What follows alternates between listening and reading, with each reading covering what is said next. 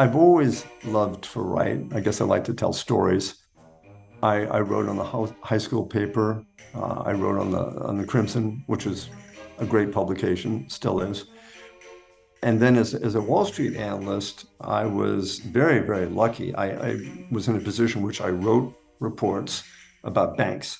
So you have to talk about what's going on with the economy, what's going on with, government policy, as well, of course, as the numbers and management, those sort of things. So you're dealing with sort of broad economic issues.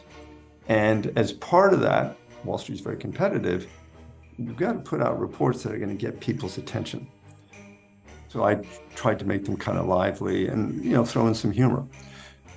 So I've really always enjoyed that. And then over the last several years, I've written a newsletter on politics that I call the Wall Street Democrat.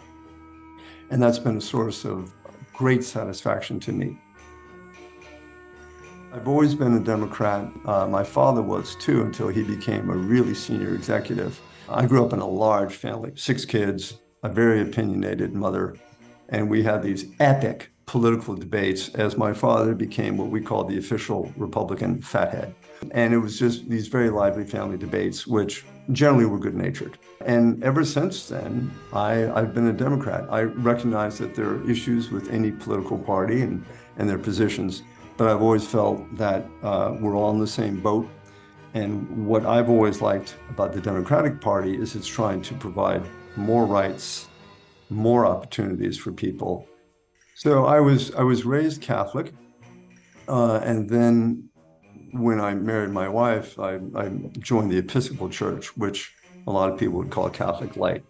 Very, very similar values. One of the things that I've always liked about the Catholic Church is it's very diverse. You have people from literally every race, every country in the world. And so it's incredibly diverse. And also there are people all sorts of social strata. So the idea is we're really all in the same boat. And I like to think that most of the time, that's the way I've lived my life. Trying to think about people who frankly haven't been as lucky as those of us who went to a fancy Ivy League school have had pretty comfortable lives. For an awful lot of Americans, to say nothing about the rest of the world, that's not the way they live. So I've always thought it's incumbent on us to support social policies that will help people who are a lot less fortunate. And I tend to write about that in my newsletter too. I think American history in particular is really inspiring. The American Revolution is one of the most exciting historical periods that ever occurred. You had people who were hopelessly outnumbered and outgunned the colonies throw off the rule of a very, very powerful king. And despite all the temptations, George Washington decided he wasn't going to be a king. And he set us on a remarkable course of history. I mean, it is remarkable to think that for, hundreds of years, we have had a democracy with warts, but a democracy that has really worked remarkably well. And yes, we have huge debates and huge struggles and setbacks. But by and large, I think Martin Luther King, up until now, got it right. Let's go back to the 1930s, where we ducked fascism. There was a large fascist movement in the United States, which we tend to forget, but we ducked it. Whereas, terrible things happened over in Europe and in Japan, which had also been a democracy.